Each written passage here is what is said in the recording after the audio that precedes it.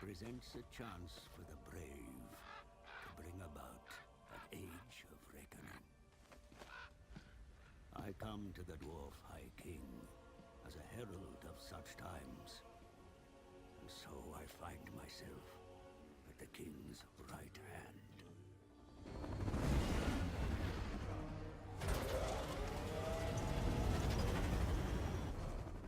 My presence is timely, for dire news comes from the south. Greenskins flock to the banner of a cruel war boss.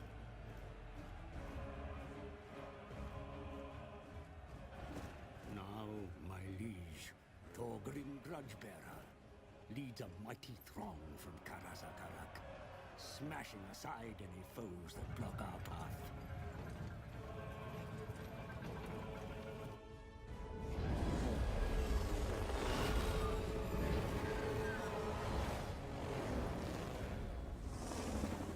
If Grudgebearer desires to return the Karaz Angkor to its former glory, then he must rid his lands of vile greenskins.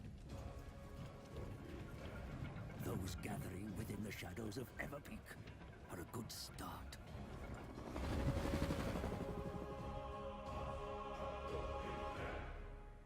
What's up folks, Sokkehoved here, your friendly YouTuber. So today we are going to hear my view and look at some of my gameplay of Total War Warhammer, which is a really awesome game, I must say. So this time I am going to try out the dwarves. I've been playing as the humans before, so the dwarves, they got some other mechanics compared to the humans as far as I know, and so on. And if you start the game without knowing anything about Total War, I've been playing Total War 1, I think it's the Shogun Total War, many years ago. This, I would say it's quite new for me. All the proper management and everything, I'm not really good at that, just so you know. But yeah, this is basically the intro for the dwarves, wherein you get a lot of talk and about the orcs, which is your enemies, your greatest enemies, or at least the dwarves really hate the orcs. So yeah, the graphics in the game is so amazing. It is really great. Throughout the whole game, you will keep on getting, what can you say, these missions, wherein, like in this particular case, when you just have to go over and beat that orc army that is right next to base, and you keep on getting these small quests, and you will keep on getting grudges. I think that might be what it's called, as far as I remember. This here, that is the technology screen, which will give you a lot of options about what to research and everything. And they give all kind of small bonuses, which is really nice, actually.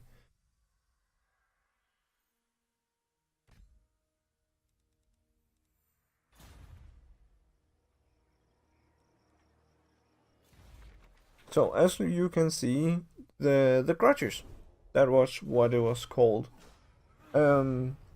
is those missions wherein, in this case, you have to go over and beat that orc army. So normally you can actually just do that on turn 1. I've just ended up not doing it on turn 1, that first mission that you have. And now you're going to see some battle play.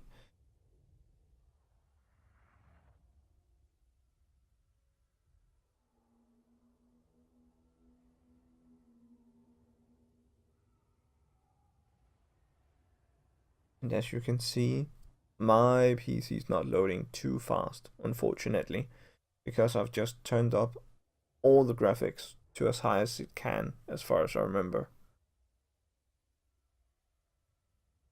So here we see the start of the battle, wherein you can actually position your army about where it has to be within that yellow square, and of course the red square, that is your enemy.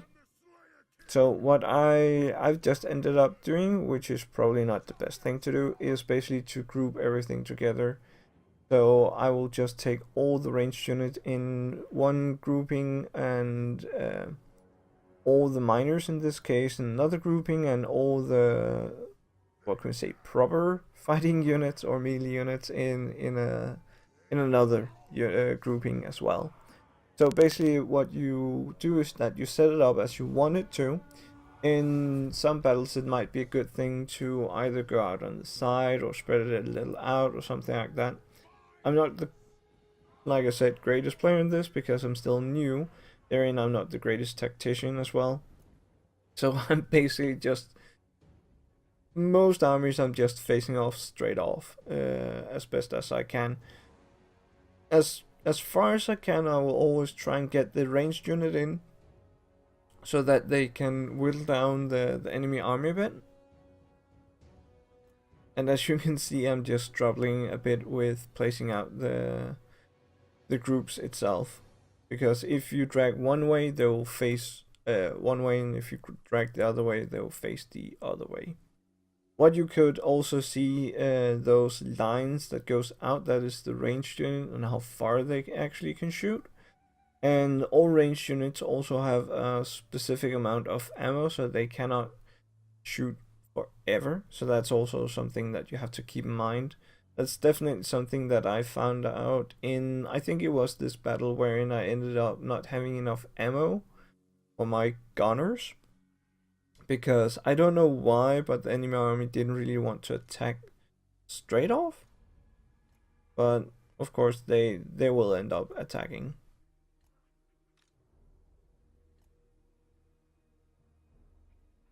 Also, different units have different weaknesses and strength. So some unit might be heavy armored and so on, so they might be hard to kill, but then there will be units that are good against heavily armored units. And of course, a lot of troops is also lightly armored, so you have some other troops that are good against lightly armored unit, and you have the large units, which will come later in the game. And you have units so on, so it's not like you only have one unit that can beat everything, that's better than everything. Because of course there's the end game units that will be better than the basic units and everything, but still they kind of have a counter. So building up your army of just one kind of unit and nothing else is not the best idea.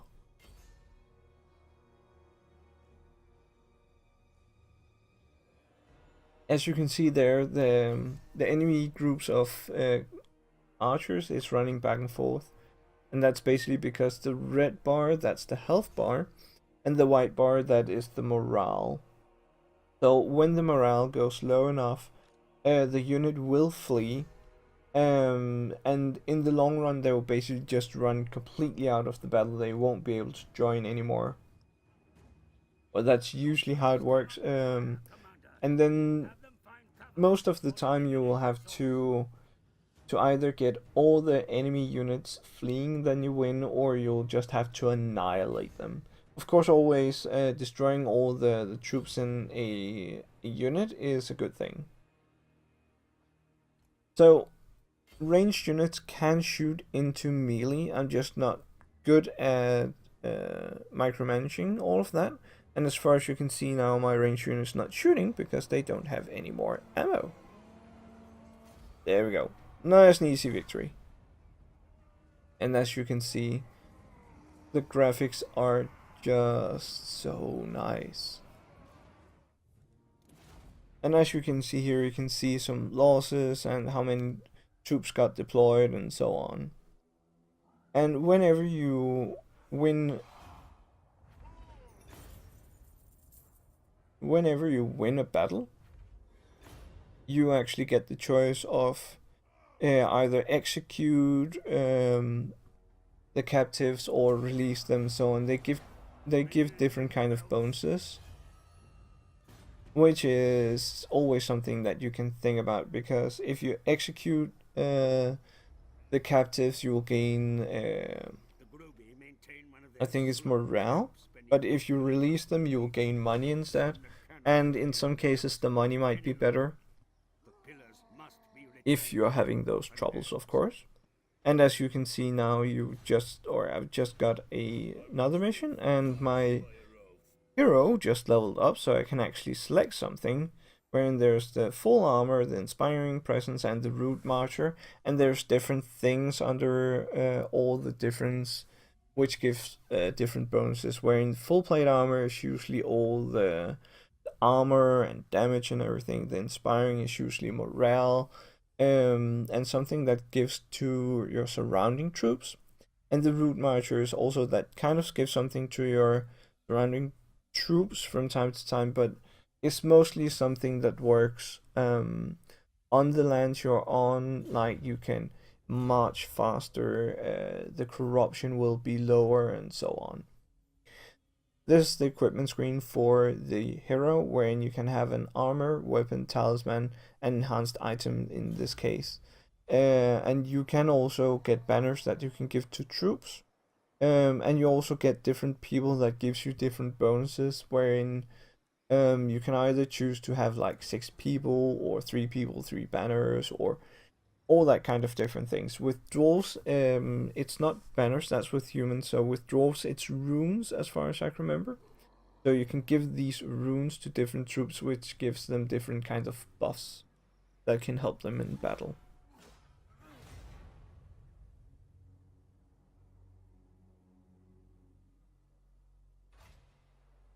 So whenever you attack a city, there will always be someone guarding it. But if you don't have a hero there, as long as you have just a small army like the one you start with, you can always take it. Or for the most case, you can always take it.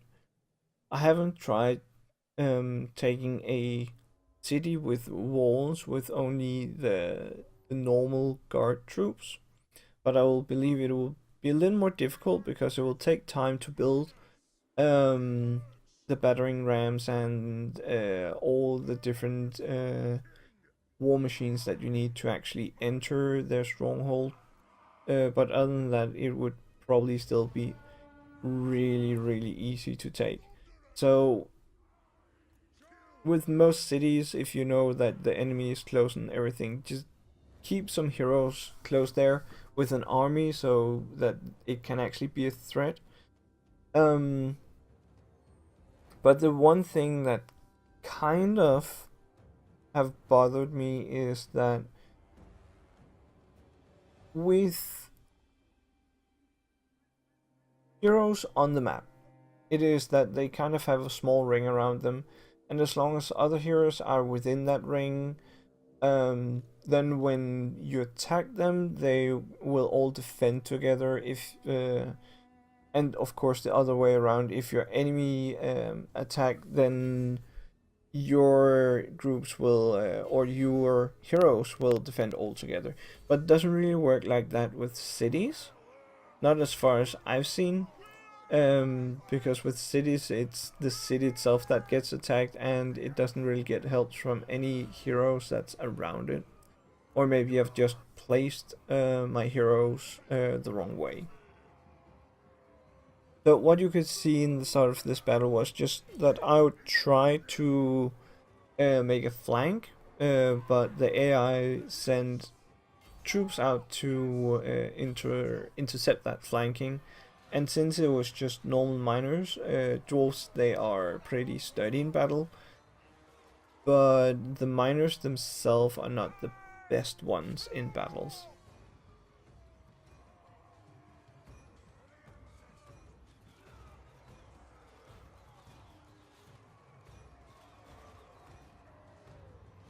Now, as you can see, whenever the flags is kind of blinking white, means that they are on the verge of fleeing, actually. As you can see with the troops that are getting shot at, they're fleeing now. And if your troops are fast enough, you can run them up and you can just slaughter them. But if your troops are not fast enough, they will just run around the map trying to get to them.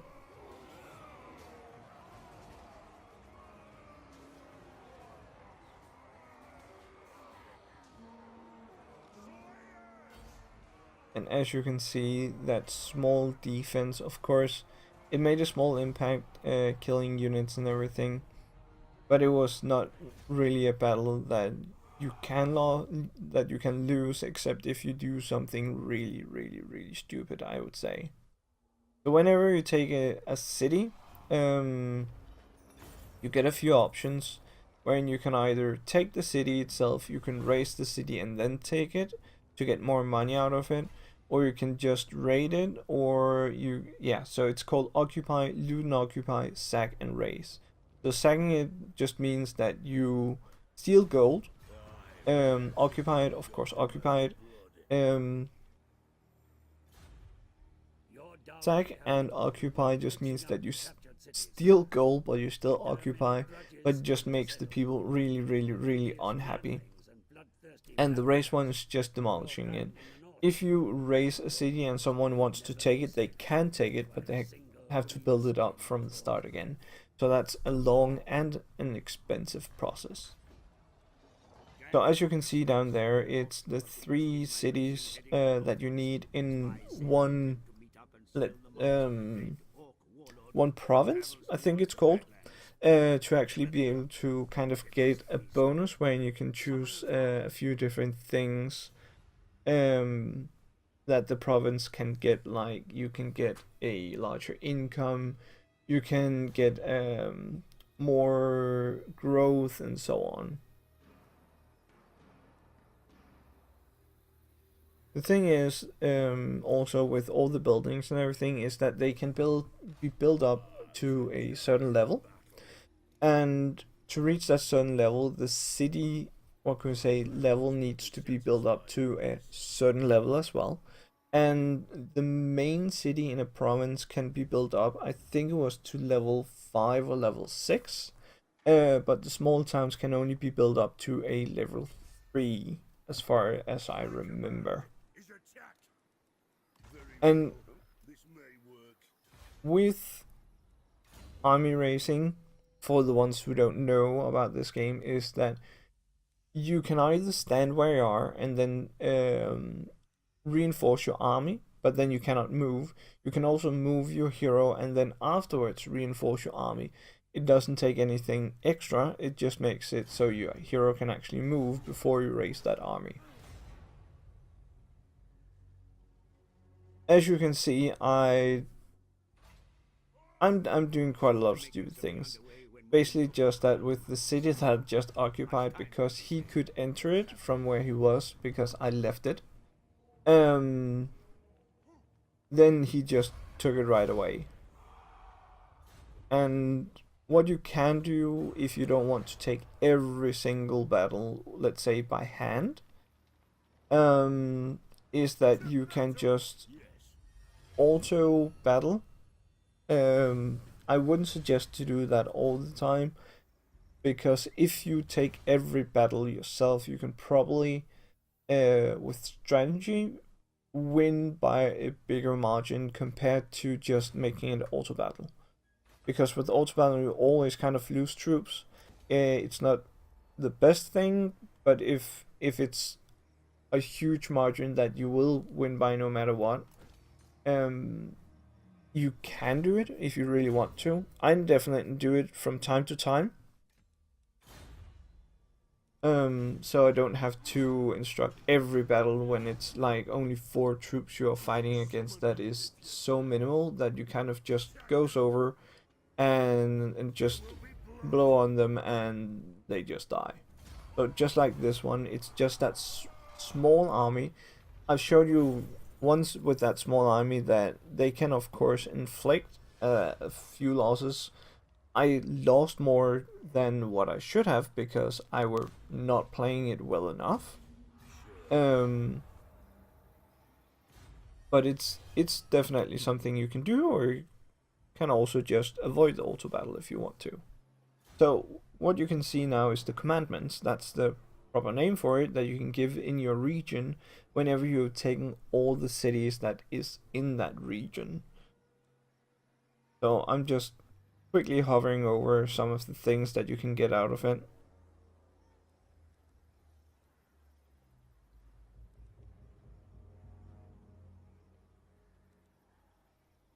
So I picked Masters of Steel and Stone, which just makes it cheaper to construct things in my region, and because I have such, what can we say, low level buildings, so I will have to build them up and so on.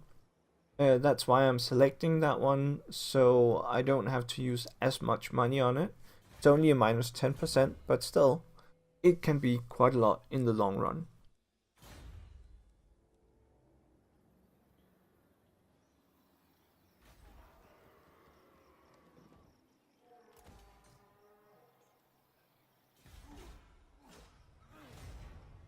And also, as you can see, is that whenever any of your heroes or champions have points that they can spend but you haven't spent yet, it will pop up with that screen. I find it really, really useful because I have a tendency of forgetting to use those points.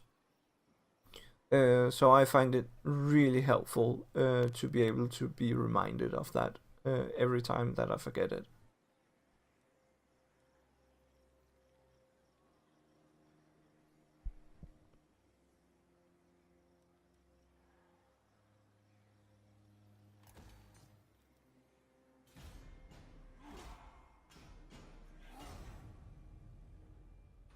So yeah, my final review of this game is that it's really, really, really awesome. If you like the Warhammer universe, I would definitely suggest getting it. If you are really terrible or really hate these kind of games, of course I wouldn't suggest it. But if you don't mind these kind of games that will take time, or if you basically just love strategy games, I would definitely suggest this one. There's a lot to it. There's a lot of management and everything, and I'm so bad at it. But at some point I will probably get better at it. So far I only played the dwarves and I've played the humans. Um, and I find it really, really nice. All of the different races have different mechanics that you have to get into and so on. And when you open up the game for the first time, I tried to play as Chaos just because I wanted to, but it kept on bugging me with that it suggests me to play a race that have an intro. And I would definitely suggest that to anyone who's new to this game, just to get the base mechanics up and running. And then from there, you actually have to discover the rest yourself. And with this one, just take this last one. There are some small world events that happen from time to time that can do good stuff and that can do bad stuff for you. So in this particular case, it was something about magic and so on. Dwarves, they don't really use magic, so it doesn't really bother the dwarves at all. But yeah, like I said, if you love Warhammer, I really, really love it. I'm not the greatest fan, but I love the universe. I've not put myself too much into the history and so on. But I really love the Warhammer universe. Even though I'm more of a Warhammer 40k fan, the fantasy is still really, really. I'm really a huge fan of that. So now you got my small review of this game, or telling of how it works and everything. I hope you enjoyed. There is some more gameplay that you can watch if you want to. You can also not watch it if you don't want to, but that is completely up to you. I'll just let you watch the rest of this. But yeah, I hope you enjoyed. Comment down below what you like, what you didn't like. Comment down below if you want to see me continue with this Dwarven campaign. Even though I can't guarantee how long it will be, I'll probably end up making maybe a lot of cuts or fast forwards, maybe, because I have a tendency, what I've seen so far is that I can end up just spending a lot of turns doing not that much because I just try and save up money. Even though I know that might not be a good strategy, but that's just how I play the game for now, at least. But until next time, take care, have fun, and I'll see you in the next video.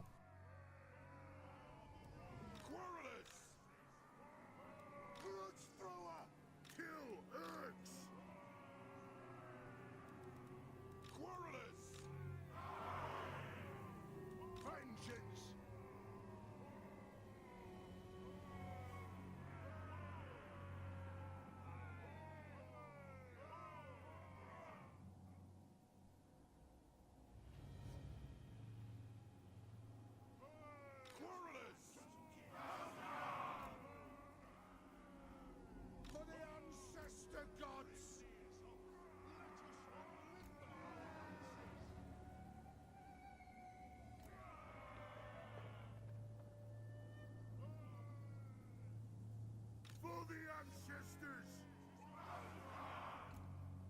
Miners!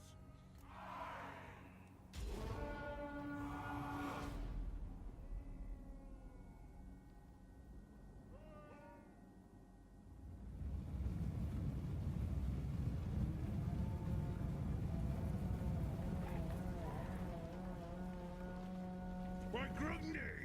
We are ambushed by the foul Greatskins! To me! To me! We make our stand here! Quarrelers! Satisfy the grudge! Down! Aye! Be it ready! Axes out! Shoot! Charge!